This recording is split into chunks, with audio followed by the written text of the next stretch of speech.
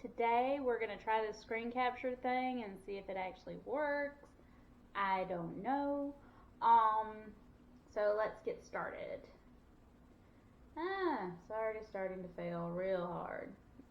Okay, there we go. Alright, so on my screen the first thing you see is like my little Dragon Age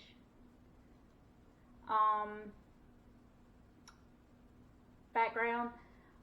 You'll also see on the left side, you'll see a YouTube folder, an embroidery folder, Cricut image folder, and a Cricut Design Space shortcut, PE Design Plus, which is the embroidery software editor. So we're going to go into Cricut Design Space. And like I said, I will show you how to do the embroidery thing too, but not today. Alright, this is your dashboard. This includes projects you've already done, projects you can do. Like I said, Cricut has a lot of free projects, including these new shirt designs, which is for the infusible ink. Canada, for some reason, must be popular right now. A lot of summer stuff, a lot of teacher stuff, so it's actually really good because normally you can find a design you want without having to create one. Now, we're going to go to New Project so I can show you some stuff. For some reason, it's not letting me click on it. Or maybe it's just frozen. Okay. Because that virus protection software thing is trying to get on my nerves. Okay, so on your left, you'll see New, Templates, Projects, Images, Text, Shapes, Upload.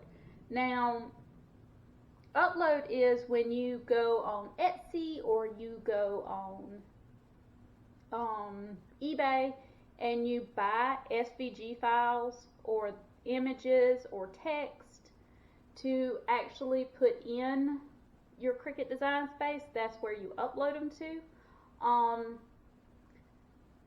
Text, they have, if you've got the monthly Cricut subscription, then you have hundreds of text to choose from. So unless it's monogram text, I normally don't buy it because I have the subscription. That includes a bunch of images that you can use. Templates is actually really neat because whenever you're doing, as you can see, aprons, backpacks, banners, chairs, shirts, crock pots, whenever you're doing anything like that, you can actually click on the template and it will put it on the screen so you can make sure you're measuring things right.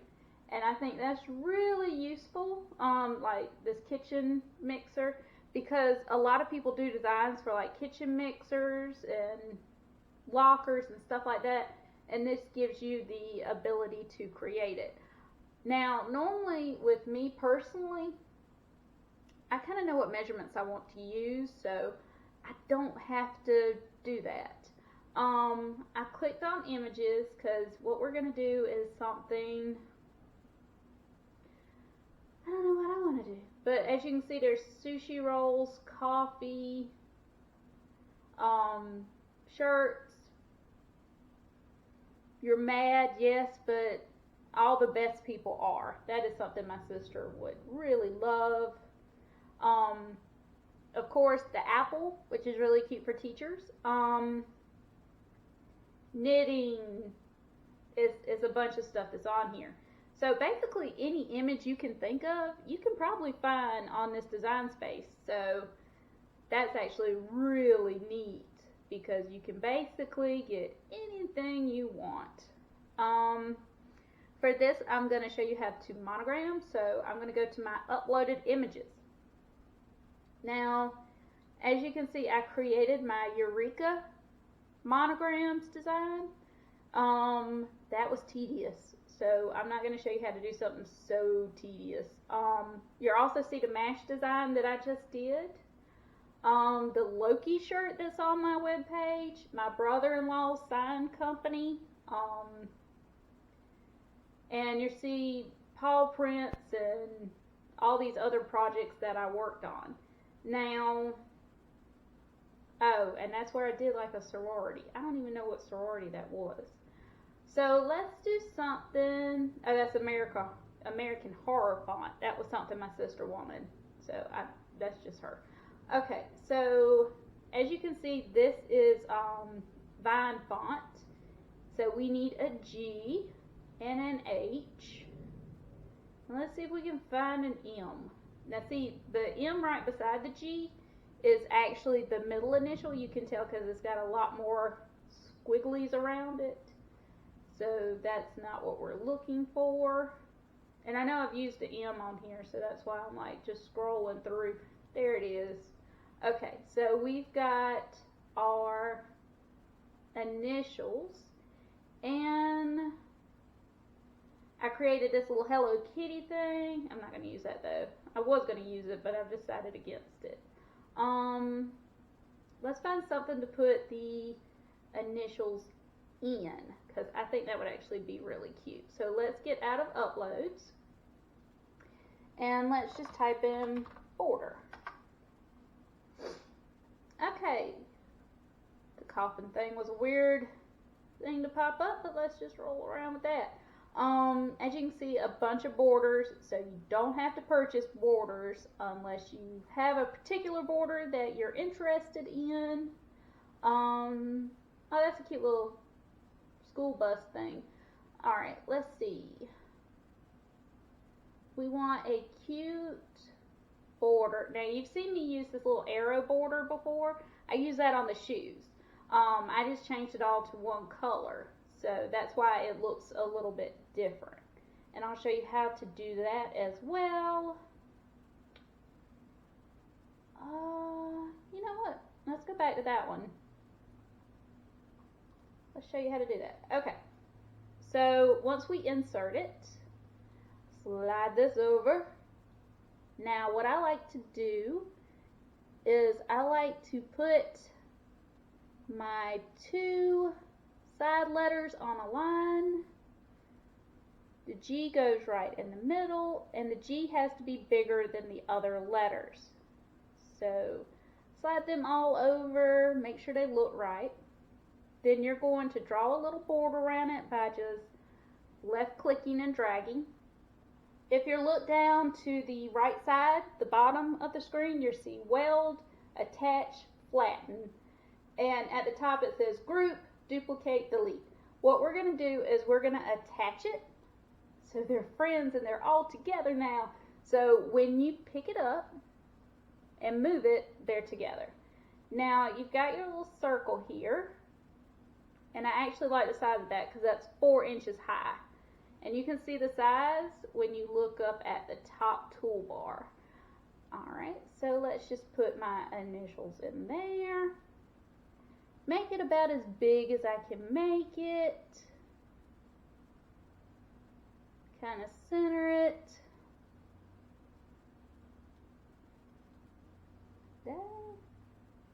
That's pretty centered. Okay, so I like the way this looks. If you wanted to leave the border all those colors, you completely can do that.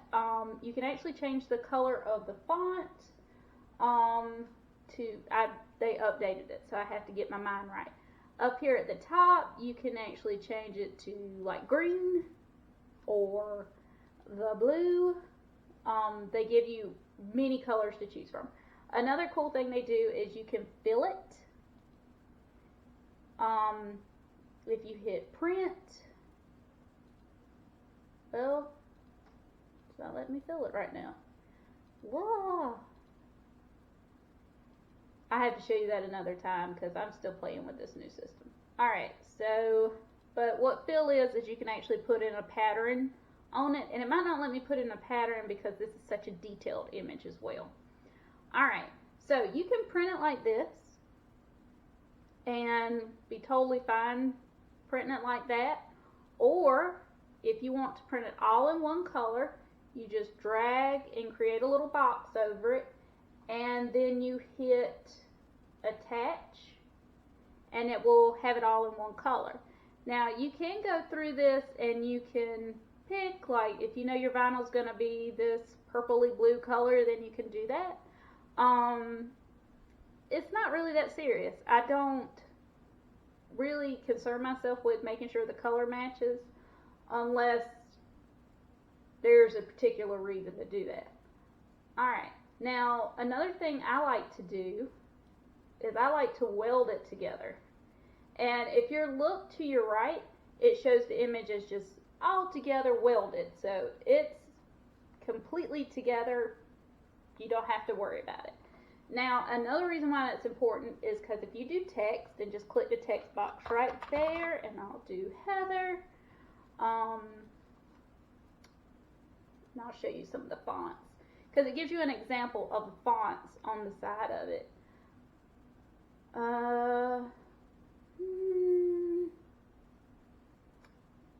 Let's do a super cute font. I like this Art Nouveau. It's also one of my sister's favorite fonts, but my name does not look right in that.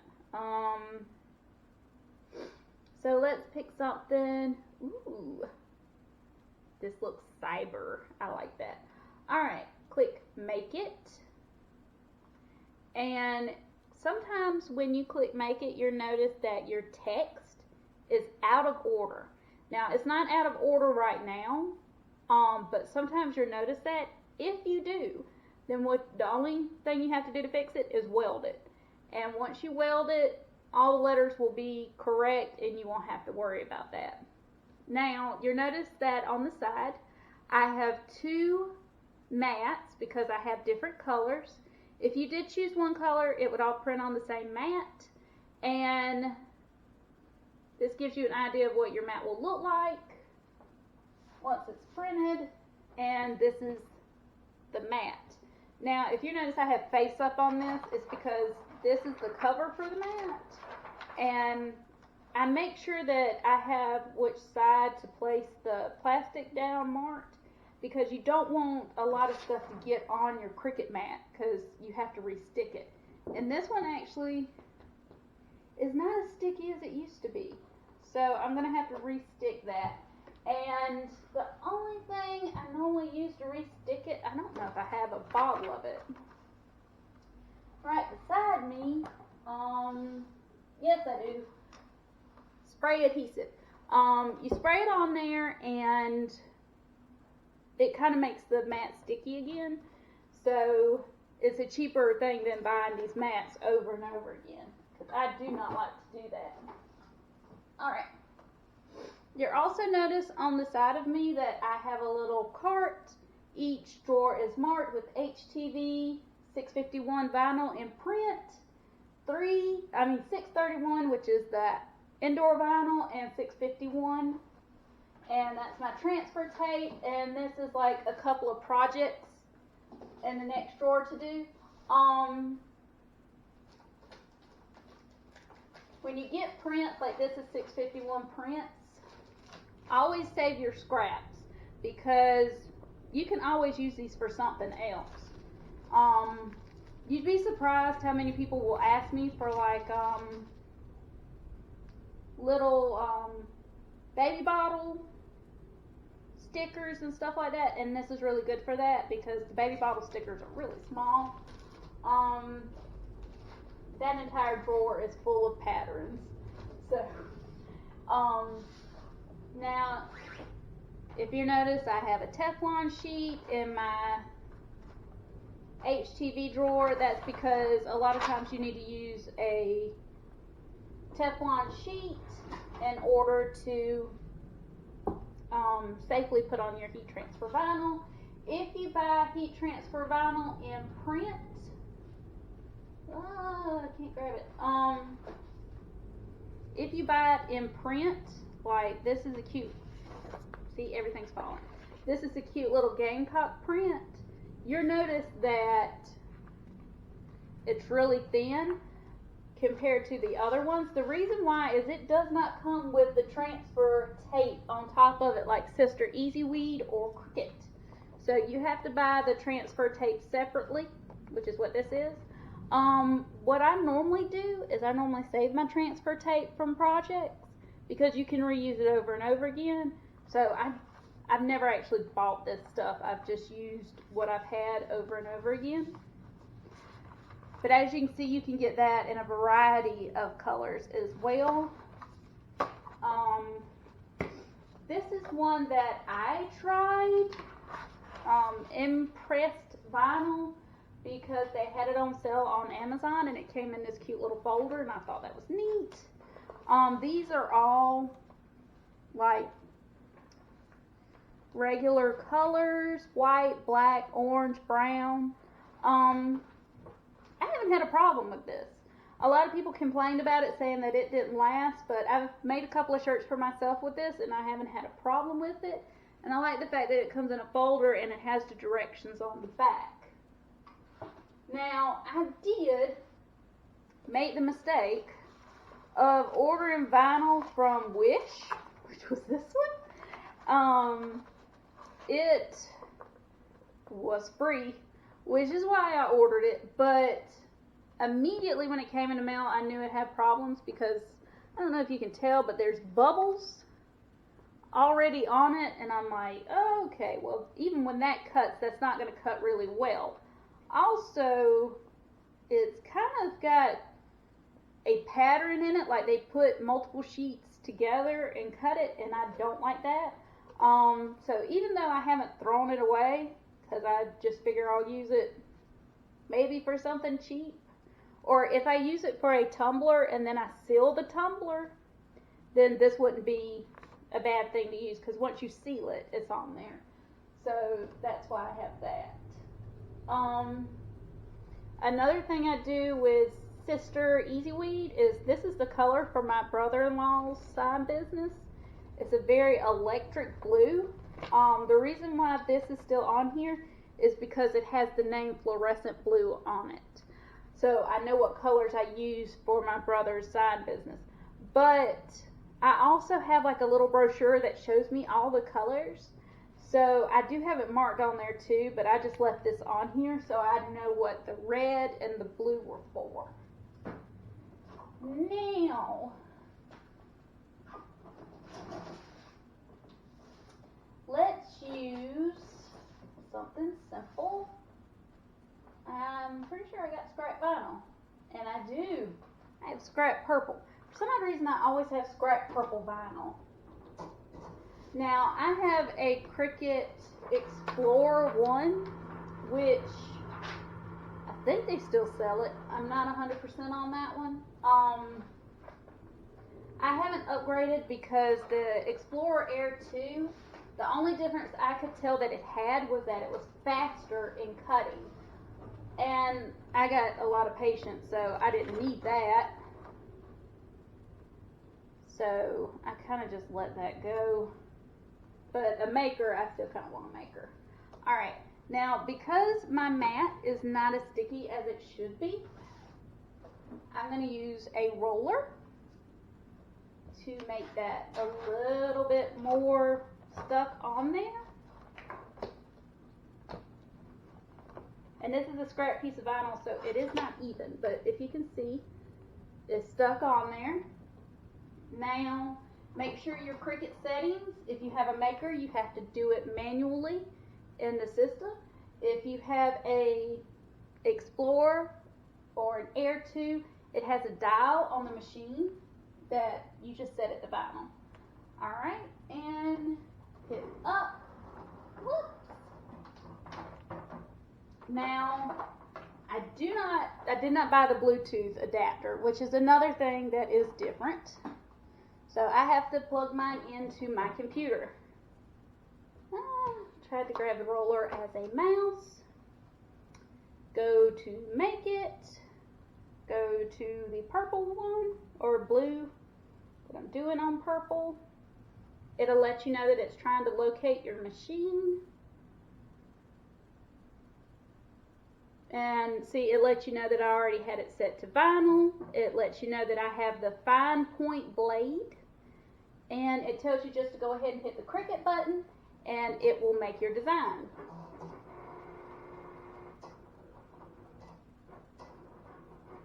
I'm pretty sure I can use this for something, so I'm not worried about wasting vinyl, because I'll use it for something. I just don't know what yet.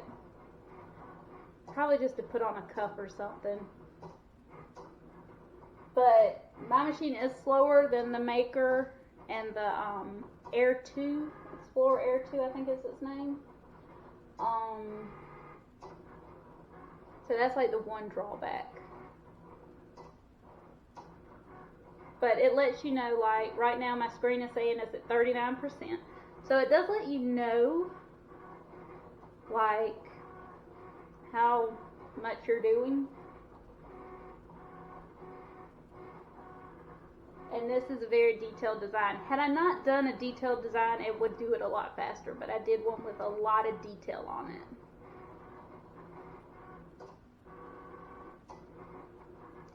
So I'm probably not going to make you watch all of this because this seems time consuming. But now you kind of got an idea of how Design Space works. You've got an idea of how you put it into the first generation. Well, this isn't the first generation, but it's the oldest that they still sell. How about that?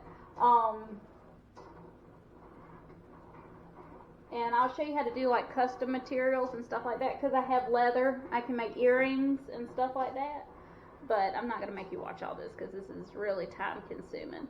So if you have any Cricuts, if you have any questions on how to use Cricut Design Space, or you want to learn how to do a certain project like the earrings or anything like that, just let me know in the comments below. Don't forget to like and subscribe to our channel, and if you hit the little bell icon, it'll let you know when I post new videos. Other than that, I hope you have a good day.